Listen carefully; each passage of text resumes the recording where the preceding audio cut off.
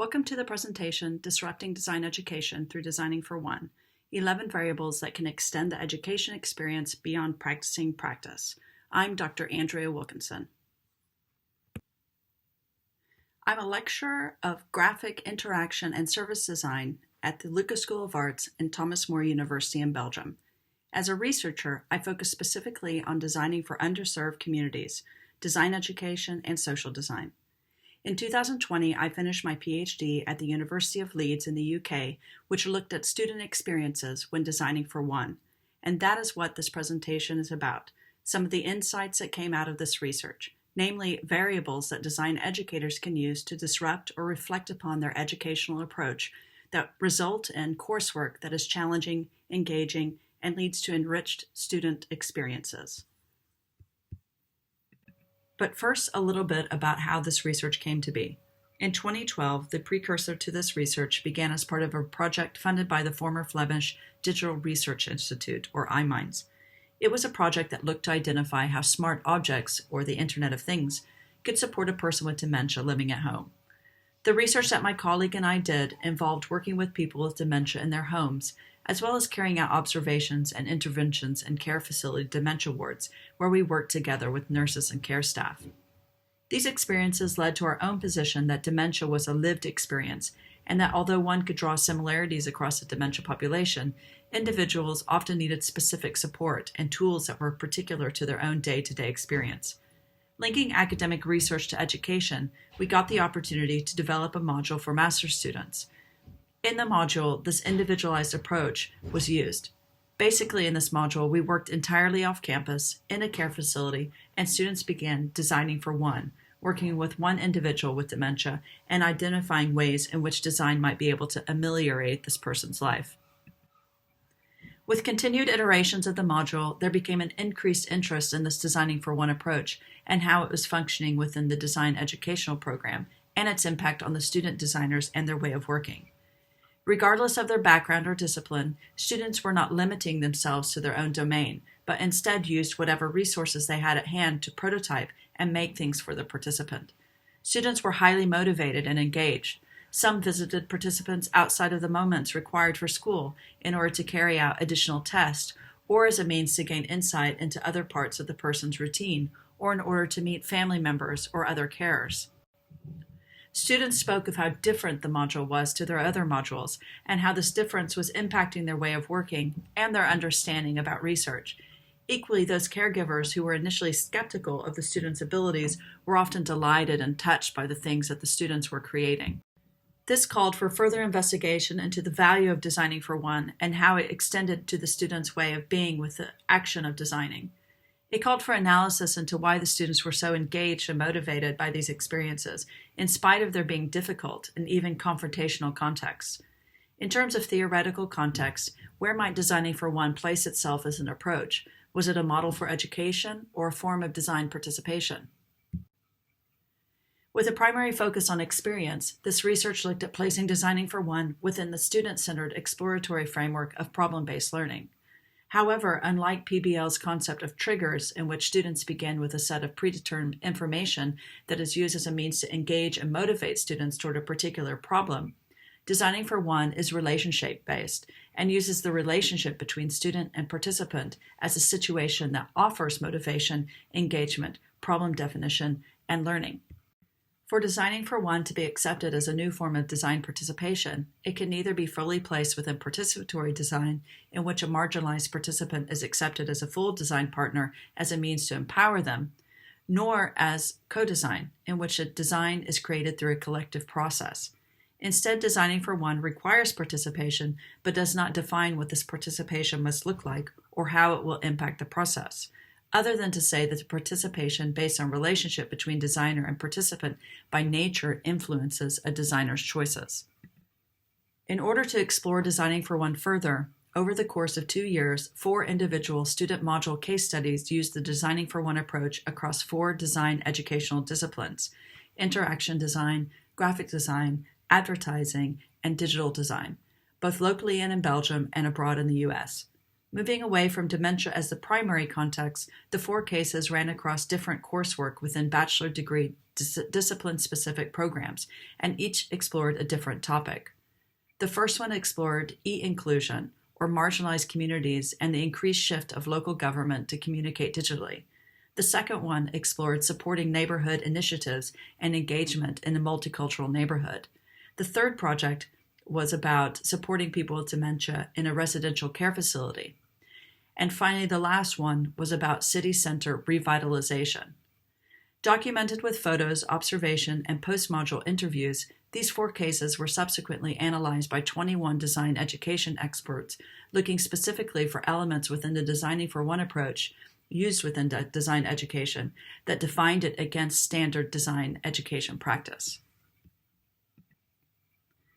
To identify how these cases were operating differently than traditional design modules, or what Scholl referred to as courses in which students are practicing practice, Designing for One had to be analyzed against existing design curricula. A workshop entitled The Residue of Interaction was held at Decipher, the AIGA Design Education Conference at the University of Michigan Penny Stamp School of Design in the U.S. Here, 21 international design educators analyzed initial research findings. The workshop utilized a visualization process called mapping, in which participants create a workshop artifact while they interact in small groups. The participants involved were recruited for the workshop based on their background, including emeritus design professors at some of the U.S.'s top design programs, as well as design educators serving on the AIGI Design Education Committee Steering Board. Each was a critically engaged design educator and ranged from heads of design departments, and thus curricula, to well-published international design education academics. The residue of interaction mapping focused on 6 key areas. The first one focused on the workshop participants' own experience of an individual impacting their design practice. Secondly, it identified what a student might take away from the Designing for One experience. Thirdly, it determined points of difference between the Designing for One approach presented and the modules at the participant's own institution. The fourth thing that they were exploring was looking at potential organizations or people groups that might best utilize the Designing for One approach within coursework. Finally, what they were looking at were trying to match the approach to the skills and competencies identified by the AIGA white paper, Designer 2025. Although not explicitly intended within the workshop structure, initial reflection on the workshop dealt with the value of Designing for One.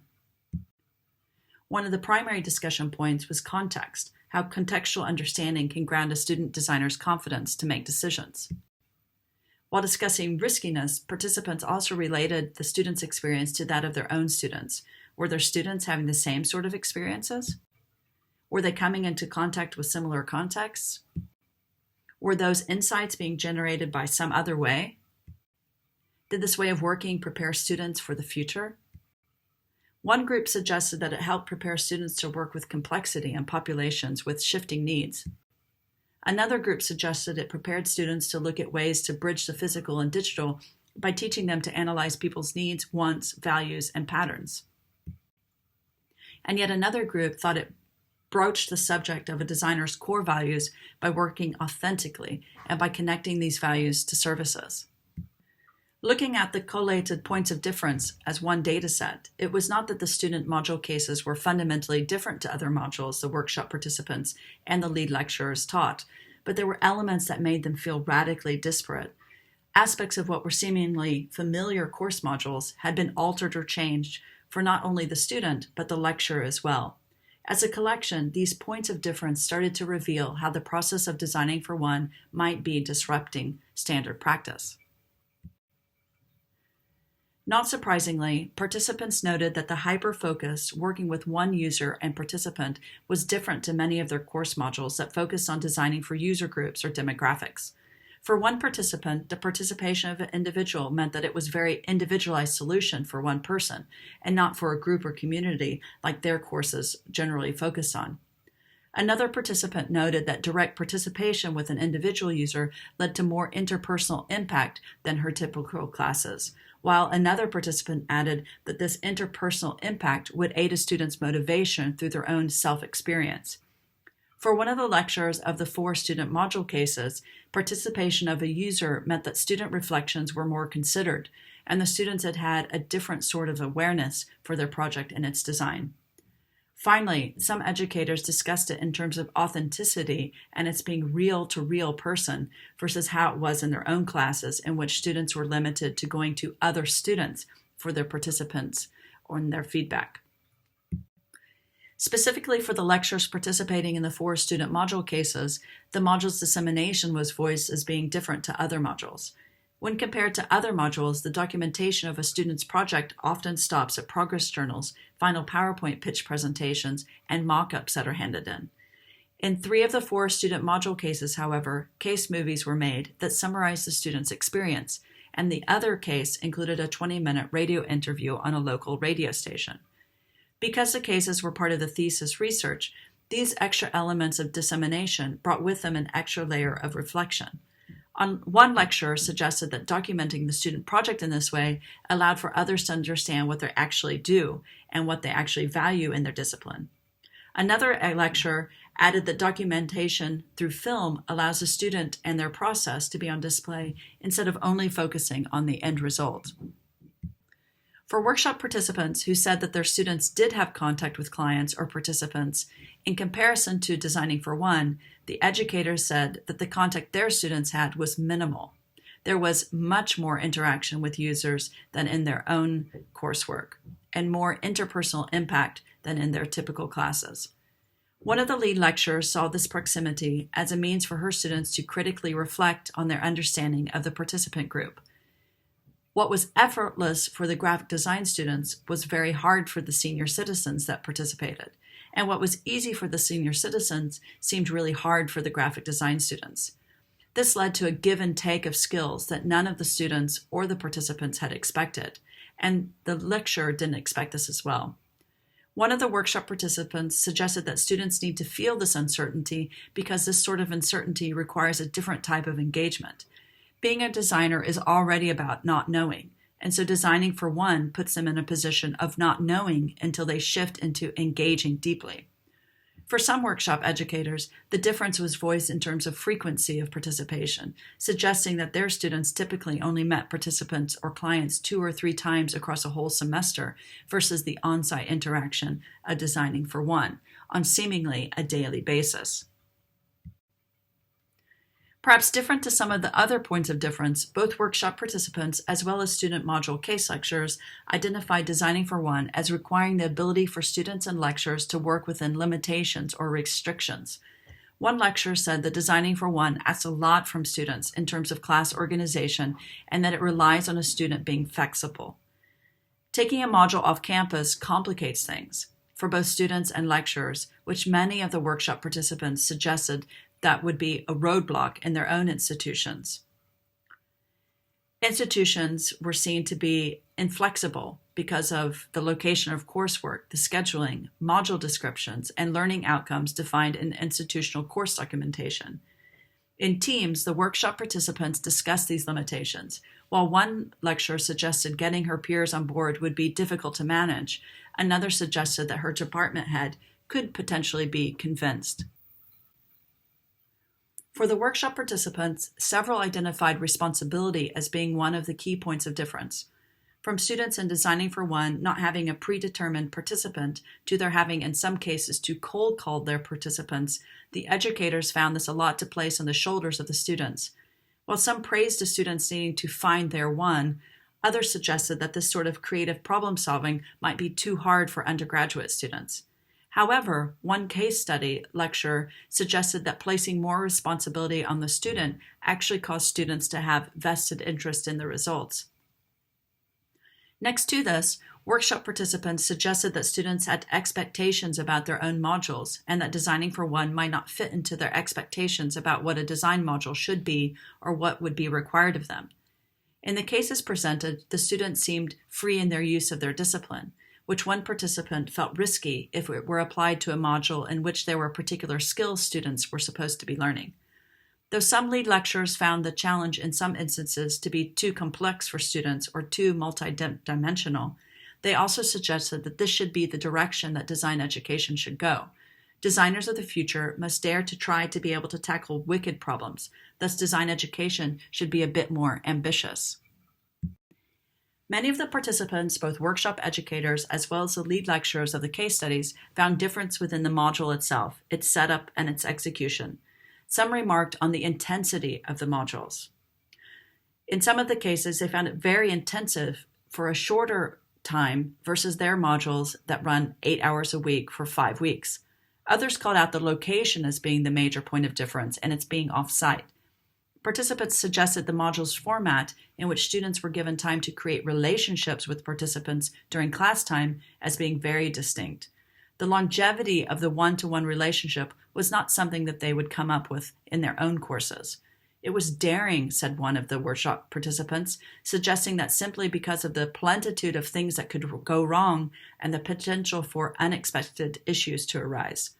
These complexities were mirrored by lead lecturers in the cases. One distinguished his case module from other modules he taught in terms of the types of projects the two locations offered. Off-campus projects could deal with wicked problems and complex social challenges, and projects on campus were more controlled and allowed for zooming in on certain skills.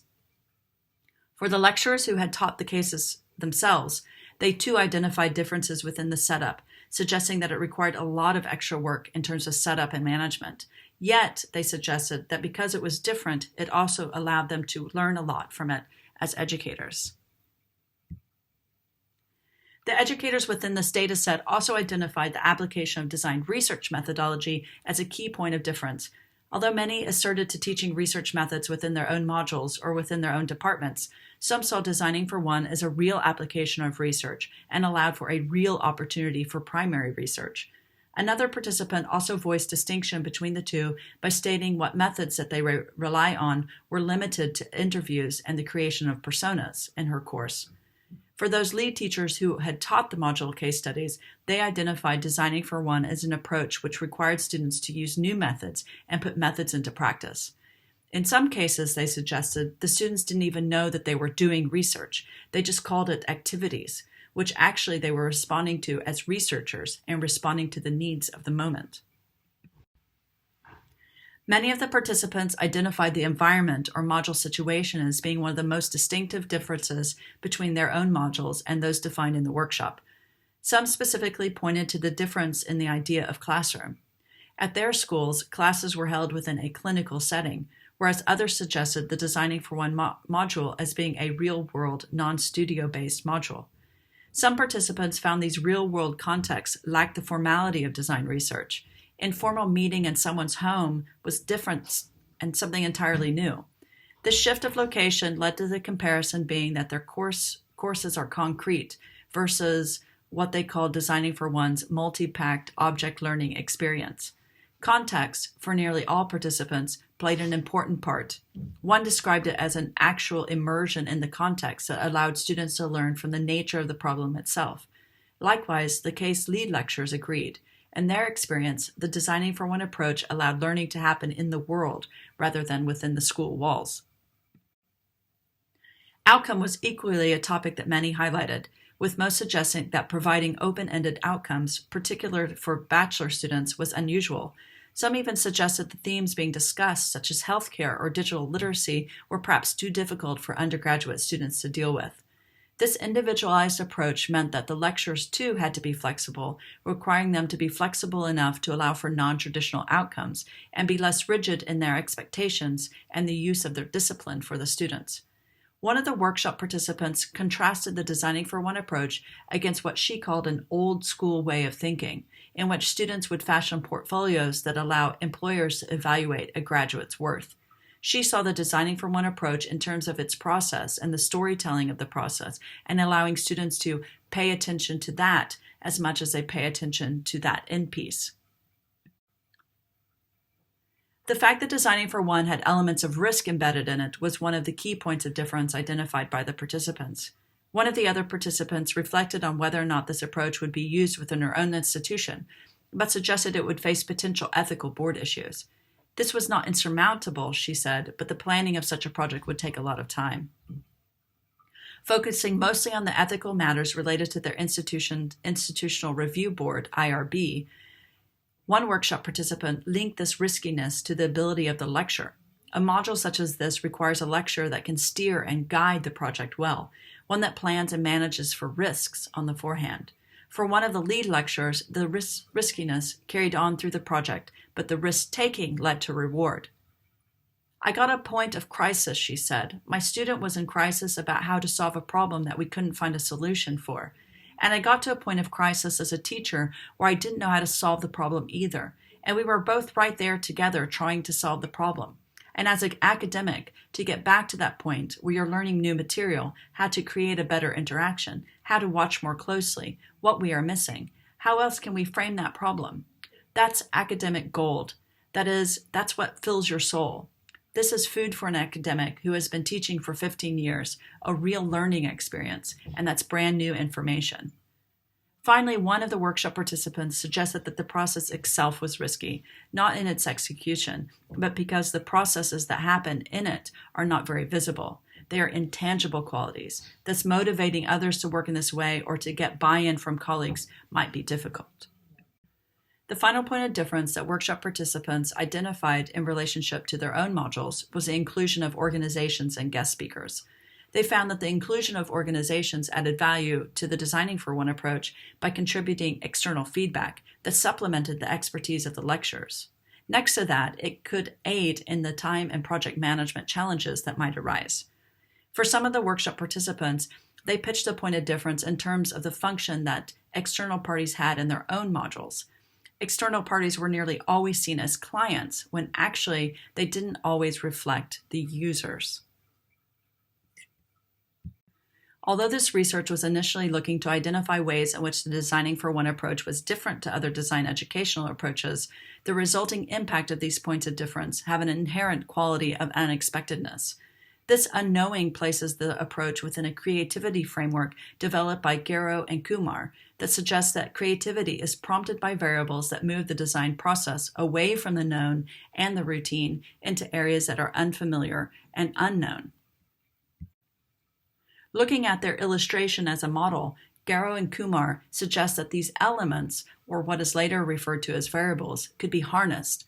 That is what these points of difference can be seen to be, elements within design education, or variables that possess a potential to shift the design space. Purposefully adding variables to the existing design process, Garrow and Kumar suggested, allows designers to produce solutions where feasible solutions do not exist in the current solution space, or improve on solutions that are already found. Although this research did not focus specifically on creativity in terms of outcomes, it did look to uncover elements in the Designing for One that were extending the design space. Working together, these points of difference become variables that act as instigators. They create new experiences for both lecturer and student. In conclusion, looking at contrasting version of these variables also highlights the potential issues that can arise with maintaining routine design educational practice. Across a student's university career, there's little variation of course module setup or even variation in terms of time frame. Although participatory methods may be taught, they are not necessarily practiced with authentic users. Outcomes set about in module briefs can be found to be predefined and leaving little room for exploration. What has been suggested through these findings, then, is that embedded within the Designing for One approach are variables that are not only relevant within the context of Designing for One as a means to extend the design space, but perhaps even individually they are able to extend the design space and disrupt routine educational practice. It is not suggested that these variables are finite, nor do they offer a direct how-to suggestion for implementation or an immediate call to action. Instead, however, they are starting points for designers and educators to reflect on their own ways of working and how they can be adapted, how they can relate theory to practice. It is a call for reflection on the sort of experiences that design educators are offering their students and to challenge the closed-loop nature of design education. Thank you for listening. If you are interested in using Designing for One in the classroom or for research inquiries, please email me at the address shown.